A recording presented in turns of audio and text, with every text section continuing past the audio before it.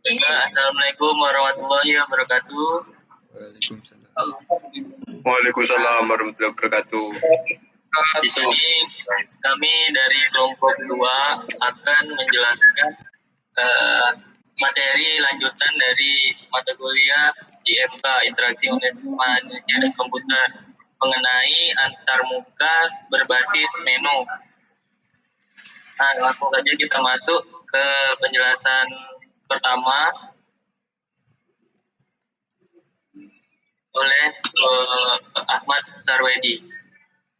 Saya akan membawakan dari kawan saya. Organisasi berbasis juga. Format 1989 menyebutkan bahwa jumlah pilihan pada program aplikasi terkadang cukup banyak. Makin banyak jumlah menu yang ada, maka tingkat kompleksitasnya pun semakin tinggi. Aplikasi yang paling sederhana terdiri atas sebuah menu.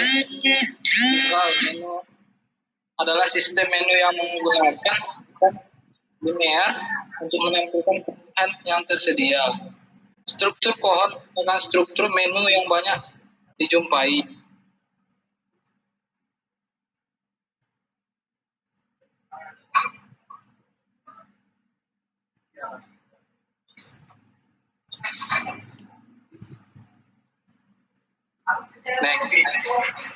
Next.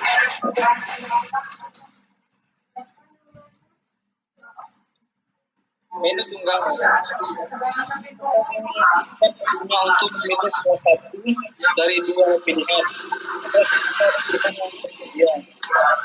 Menu tunggal dapat berupa pop-up pada daerah-daerah kerja yang aktif atau tersedia secara permanen.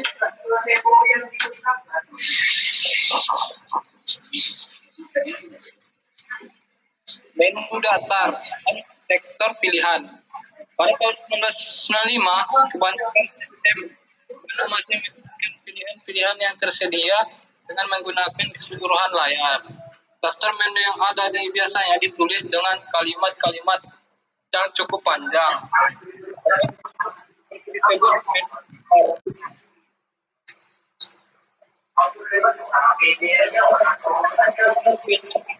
penentuan pilihan pada menu datar dapat dikerjakan dengan dua cara. Cara pertama dari setiap pilihan yang tersedia. Cara kedua adalah suatu pilihan untuk pengguna dalam pilihan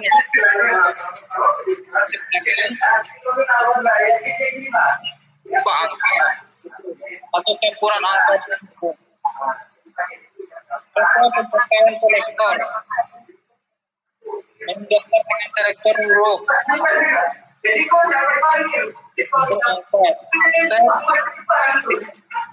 Satu baca, dua cetak laporan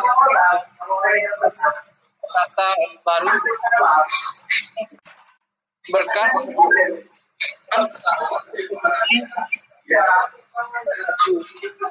mendatar dengan sektor angka data cetak edit rekaman 5 data baru 7 gabung berkas 8 hapus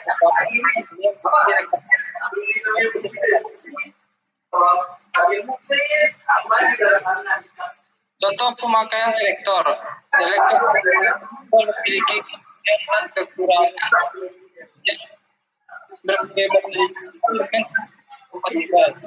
ada satu kelemahan yang mendasar dari penggunaan selektor tak kompatibel. Maka kembali urutannya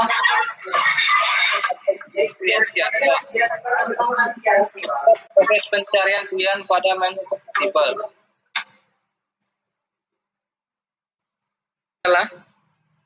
Menu yang mempunyai banyak pilihan, tetapi karena keterbatasan ruang, pilihan-pilihan yang ada hanya terlihat pada saat menu utamanya diklik. Biasanya diletakkan di bagian atas jendela. Jenis menu ini pertama kali dikenalkan oleh Xerox Star, Apple Lisa, dan Apple Mac. mitos. Ya, next. Pada daftar pilihan yang tersaji secara vertikal, seringkali terdapat 1. Tombol kunci cepat, misalnya kombinasi Mat plus K pada Macintosh atau Ctrl Min K pada Windows, digunakan untuk mempercepat pemilihan menu. Yang kedua, simbol titik 3 merupakan pertanda bahwa jika diklik akan menimbulkan dialog baru, sedangkan yang tidak ada titik-titik biasanya adalah menu yang berisikan sebuah perintah langsung. Yang ketiga, simbol panah menunjukkan bahwa menu pilihan itu masih mempunyai sub pilihan yang lain.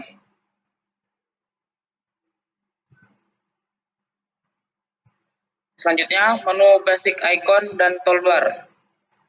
Jika semua menu ditampilkan selain membingungkan pengguna, hal itu juga mengurangi ruang kerja pengguna.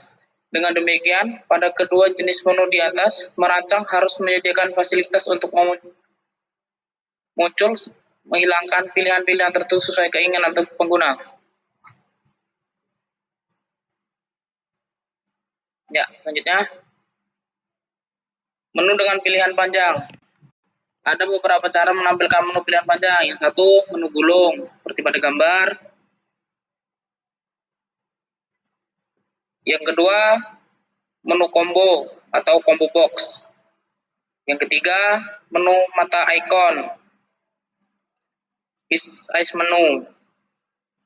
Yang keempat, penggeser. Yang kelima, menu 2 dimensi.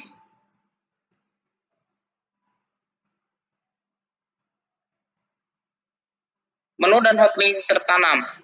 Dalam keadaan tertentu, pilihan yang ada sering ditanam pada satu teks atau foto atau citra.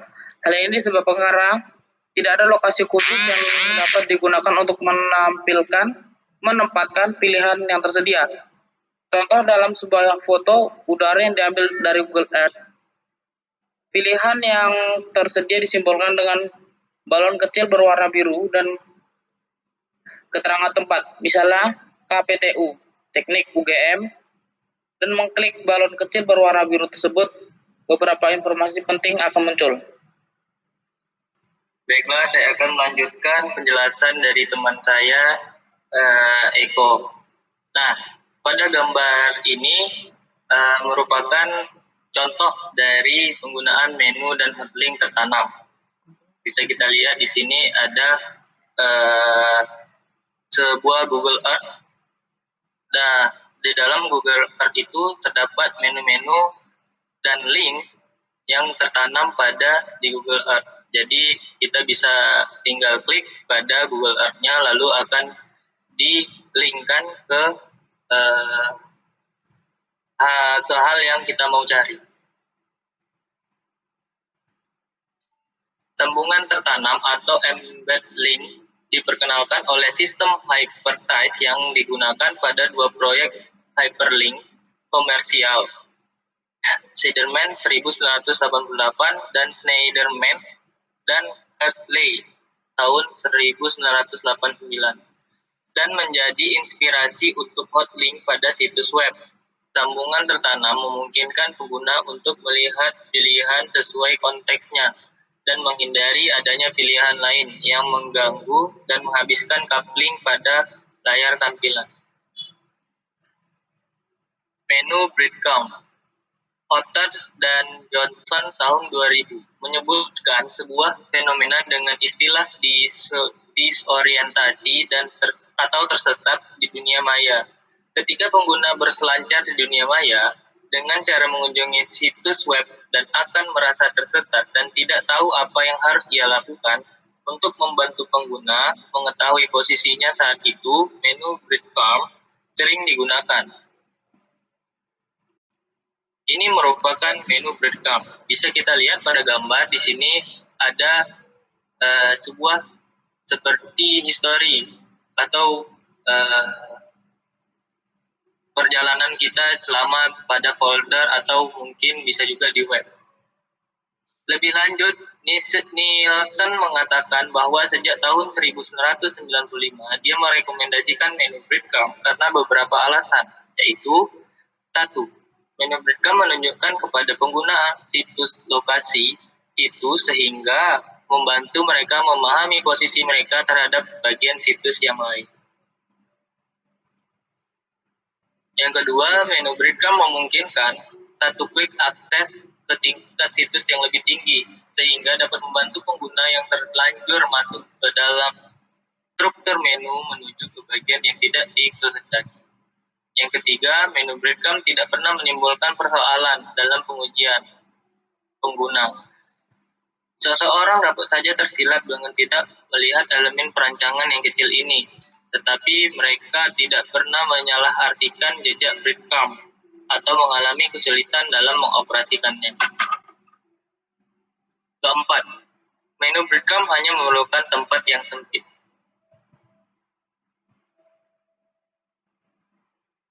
Nah, penjelasan selanjutnya akan dilanjutkan oleh Roni Arnanda. Oke, ada beberapa hal yang perlu diperhatikan dalam pengorganisiran pilihan, antara lain pengelompokan atau pengurutan pilihan yang tersedia. Selain itu, pemilihan judul atau label menu dan tata letak yang sesuai akan banyak membantu pengguna untuk menggunakan aplikasi yang ada.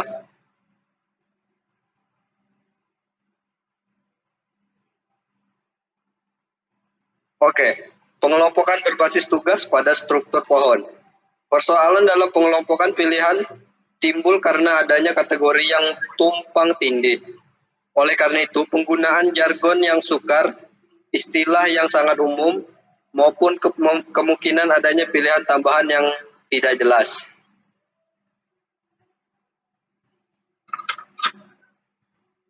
Berdasarkan berbagai persoalan di atas, di bawah ini disajikan salah satu cara pemecahannya. Yang pertama, satukan pilihan-pilihan yang secara logis serupa. Lalu yang kedua, kelompokkan berdasarkan nilai-nilai tertentu. Dan yang ketiga, pastikan bahwa pilihan-pilihan tersebut tidak saling tumpang tindih.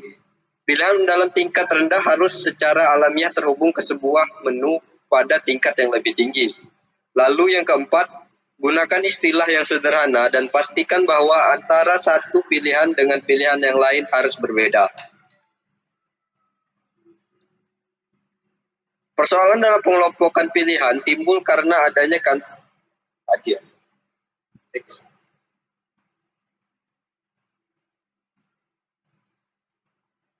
Oke, untuk urutan penyajian pilihan akan dilanjutkan oleh Emalif. Setelah perancang menetapkan pilihan yang ada, perancang masih dihadapkan pada pemilihan urutan penyajian dari pilihan itu.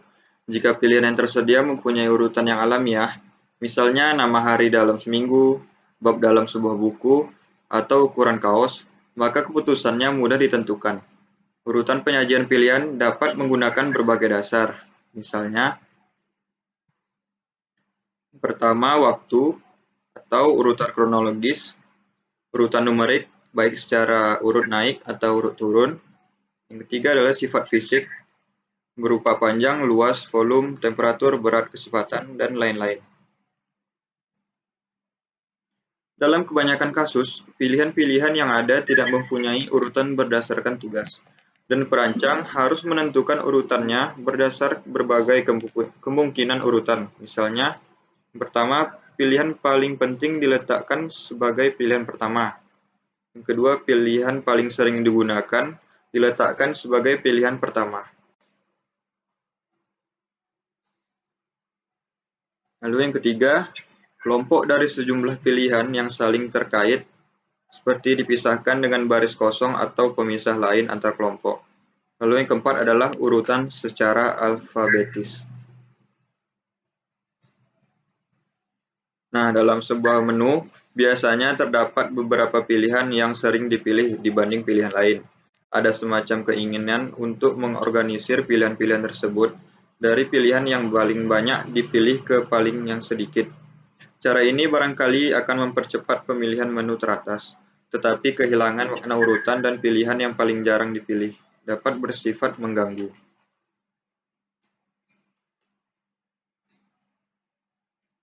Microsoft dengan produknya Office 2000 menyajikan menu yang disebut dengan menu adaptif.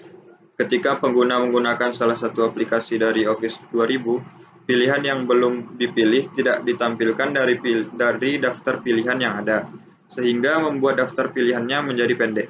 Untuk melihat pilihan yang tidak tampak, pengguna harus mengklik simbol panah yang terdapat di bagian paling bawah dari menu tersebut.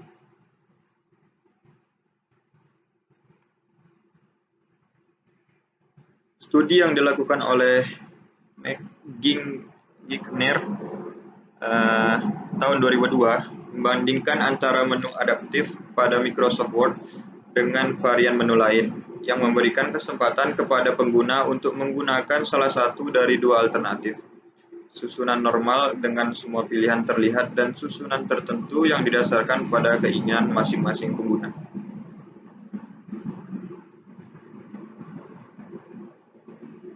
Baiklah, selanjutnya akan dilanjutkan oleh Khairul Rijal. Baik, ada total letak menu terbagi menjadi 3, yaitu pertama adalah judul. Judul terbagi menjadi 2, yaitu judul yang deskriptif. Kedua, menteri nama pilihan harus sama dengan judul halaman yang dibagi. Yang kedua ada penamaan pilihan terbagi menjadi 3. Gunakan peristilahan yang dikenal dan konsisten. Yang kedua, pastikan item dapat dibedakan dari pilihan lain. Ketiga, gunakan pemilihan kata yang konsisten dan dekat. Yang ketiga ada tata letak dan desain grafis. Dibagi menjadi 2. Yang pertama adalah perhatikan kendala seperti lebar dan segi layar, dapat tampil karakter set dan hyperlink. Yang kedua ada buat pedoman atau panduan komponen-komponen seperti judul, penempatan item, kunjung, pesan, kesalahan, dan laporan status. Baik, terima kasih. Baiklah, mungkin sekian dari presentasi kami. Apabila teman-teman ada pertanyaan yang lain bisa ditanyakan di kolom komentar kepada kami. Terima kasih, kami tutup. Wabillahi taufiq wal hidayah. Wassalamualaikum warahmatullahi wabarakatuh.